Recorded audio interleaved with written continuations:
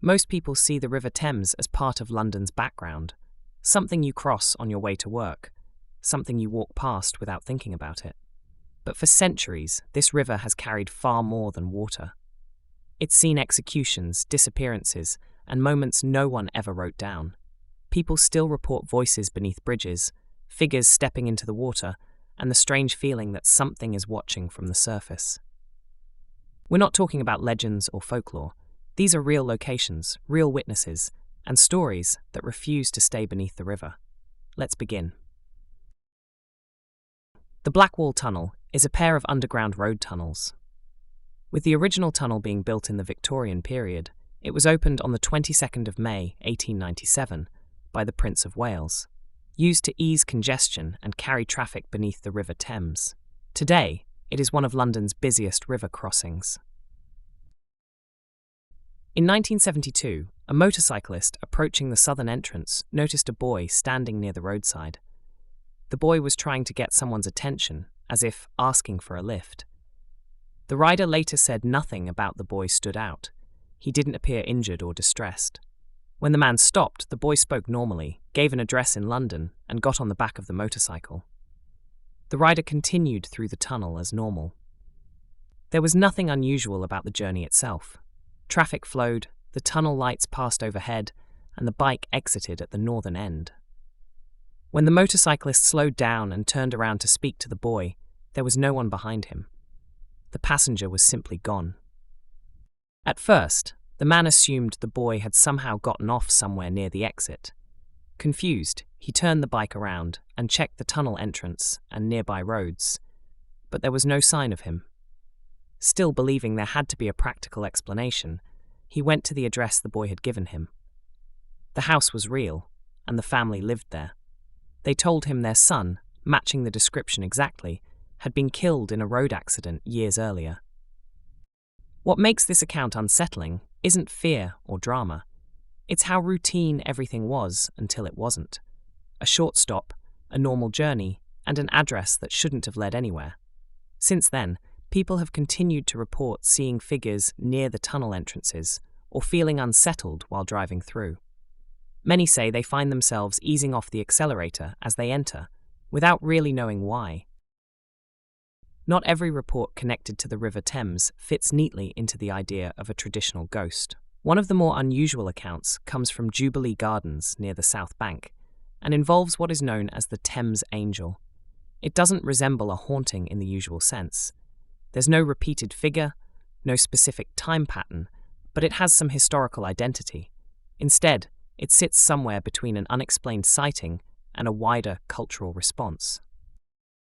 This story came from 2006, after reports emerged of a glowing, winged figure seen near the river. Some witnesses described it as briefly visible above the water, while others said it appeared closer to the embankment before vanishing. No physical traces were left behind, and sightings were inconsistent, often reported by people who had no connection to one another. Almost immediately, questions were raised about the origin of the story. Critics suggested it may have been linked to a children's charity publicity campaign, pointing to the timing of media attention and the lack of verifiable evidence. Others went further, arguing that once the idea of an angel entered public awareness, later reports may have been shaped by expectation rather than direct experience. Despite this, belief in the Thames Angel didn't go away. Other accounts of the Thames Angel's appearance have been reported: the Great Plague, the Great Fire, the Blitz, and various other London flashpoints in history. Supporters argue that not all phenomena leave evidence behind, and that the number of similar descriptions suggests something genuinely happened, even if not fully understood. What makes the Thames Angel relevant here isn't whether it was real or imagined. It's the way the river continues to attract experiences that resist easy classification. Whether ghost, symbol, or coincidence, the story reflects the same pattern seen elsewhere along the Thames: people encountering something unusual, then struggling to explain it in familiar terms. In medieval London, the area around Old London Bridge was a place of punishment, control, and public display. During the 13th century, Jewish communities in England faced severe persecution, culminating in their expulsion in 1290. Those forced to leave were allowed to take only what they could carry, and many were transported by river as part of that removal. The Thames, in this period, was not just a trade route, but a means of enforcement. Over time, stories began to circulate about cries and screams heard coming from the water near the site of the old bridge, particularly at night. One explanation put forward is that these sounds are connected to a ship carrying expelled Jews that is said to have sunk at this point on the river. According to this account, those who drowned left behind something unresolved, tied to the moment of their forced removal. However, this is not the only history associated with Old London Bridge. Between the early 14th century and the mid-17th century, the bridge was also used as a site of execution display. The severed heads of those convicted of treason were preserved in tar and mounted on pikes above the river, remaining in place as a warning to anyone passing beneath. Hundreds were displayed in this way over the centuries. Because of this, some historians and researchers suggest the reported cries may not be linked to just one event. Instead, they may reflect the cumulative history of the site itself, a stretch of river associated with death, punishment, and forced removal across generations. What witnesses describe today is rarely clear or consistent, but the location remains the same. What stands out in these reports is the repetition, the same stretch of water, the same descriptions of distant cries. Whether tied to one tragedy or many, Old London Bridge remains one of the points along the Thames most frequently associated with unexplained sounds. Cleopatra's Needle is a 3,500-year-old Egyptian obelisk standing on the Thames embankment, though it has no historical connection to Cleopatra herself. It was presented to Britain in 1819 by the ruler of Egypt to mark Admiral Nelson's victory at the Battle of the Nile. Despite this, the monument remained in Egypt for decades, largely because transporting a structure of its size proved difficult and dangerous. When the obelisk was finally moved to London in the 1870s, the journey was marked by tragedy.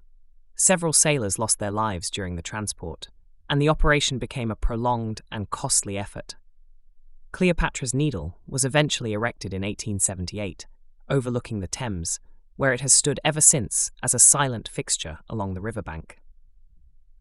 Over the years, people in the area have reported unusual sounds near the monument, particularly late at night. These accounts include distant laughter and screams that witnesses say do not seem to come from the surrounding streets. No source has ever been identified, and there is no agreement on whether the sounds are connected to the monument's past or to something else entirely. One recurring account linked to Cleopatra's Needle involves the appearance of a man seen running from behind the monument and entering the river. Witnesses describe the figure as briefly visible before vanishing into the water. These sightings are often mentioned alongside the site's long-standing association with people who have entered the Thames at this location, contributing to its reputation as a troubling point along the river. There are also details about the monument itself that have added to its sense of unease. The two sphinxes at its base face away from the river, reportedly at Queen Victoria's request for aesthetic reasons. Beneath the obelisk, a time capsule was buried when it was erected, containing everyday Victorian items such as a razor, cigars, and popular photographs of the time. These objects remain sealed below ground, directly beneath a site already associated with loss and unanswered questions. Execution Dock in Wapping was once one of the most feared places along the River Thames. Executions here were carried out in public, timed with the tide, and meant to be seen by anyone passing along the river. Long after the gallows were removed, the location itself retained a reputation for unease, particularly at night. Among the many men executed at this spot, Captain Kidd is the name most often linked to reports of a presence by the river. Unlike other figures, his case was controversial even at the time. Kidd maintained that he had been wrongly convicted, and witnesses later recalled his insistence on innocence as he was led to the gallows. His execution did not go smoothly, and accounts from the period describe it as drawn out and deeply unsettling for those watching. Reports connected to Execution Dock rarely describe a clear apparition. Instead, people tend to mention noticing someone near the waterline often at a distance and only for a short time. In most accounts, the figure doesn't do anything unusual. It's simply there, long enough to be noticed, and then vanishes. What keeps kids' name attached to these accounts is repetition. Over time, the same description returns, a solitary presence near the point where executions once took place. Whether this is tied to kids' belief that he had been condemned unjustly, or simply to the weight of what happened at execution dock, is unclear. The location continues to draw reports long after the events themselves have passed out of living memory.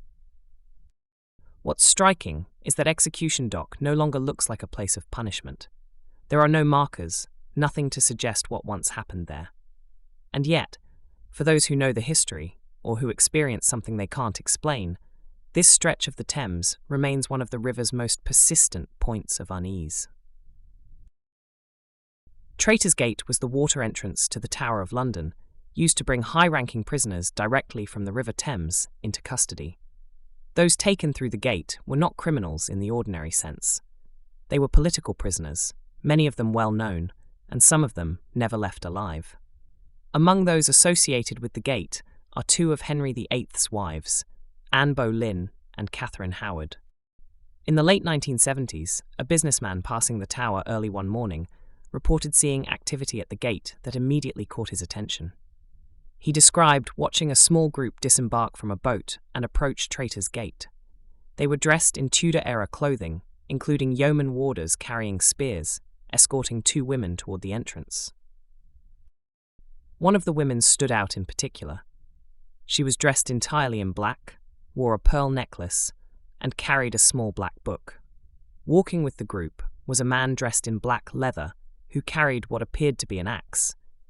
The observer initially assumed a historical film or television production was taking place, and later asked about it, only to be told that no filming had been scheduled or authorized at the tower that day. What gives all the reports weight, and there are many of them, are their consistency. The clothing, the route, and the point of arrival all match the historical use of the gate. Whether the figures are connected to named individuals or simply reflect repeated impressions tied to the location is uncertain. What remains is that Traitors Gate continues to generate reports that mirror the way it was once used. Reports of River Thames ghosts are rarely associated with police officers, but Wapping is an exception. The Thames police have long been based along this stretch of the river, close to Wapping Old Steps, a set of stone stairs leading directly down to the water close to execution dock. It is here that officers have, on occasion, reported seeing a solitary figure standing near the steps, observed briefly before disappearing. The figure is commonly linked to George Jeffreys, a senior judge in the late 17th century, who became known as the hanging judge. Jeffreys was responsible for presiding over trials following the failed Monmouth Rebellion, during which hundreds of accused supporters were sentenced to death. His name became closely associated with punishment carried out swiftly and without leniency. In 1688, as political power shifted, Jeffreys attempted to flee England disguised as a sailor. He was recognized near Wapping and arrested close to the river. The location of his capture places him directly in the area where later sightings have been reported, standing near the steps that once served as a point of departure and arrival along the Thames. What is unusual in these reports is the consistency of the location. The figure is always described in the same area, close to the steps themselves, rather than along the wider riverbank. Jeffreys ultimately died of natural causes while imprisoned in the Tower of London. Unlike many he sentenced, he was not executed. The contrast is often noted in connection with these reports, a man responsible for hundreds of deaths. Last seen by some standing silently beside the river, he once tried to use as an escape route. The River Thames has carried prisoners, judges, sailors, and ordinary people for centuries. It has been used for transport, punishment, escape, and survival. What changes are the buildings and the names. What doesn't change is the river itself. The stories connected to it aren't loud or dramatic. They're brief, often uncertain, and tied to specific places along the water. And whether you believe any of them or not, the same locations keep coming up. The river moves on. The city moves on. But some parts of the Thames seem to remember what passed through them. Until next time, Stay curious and keep watching the shadows. Good night.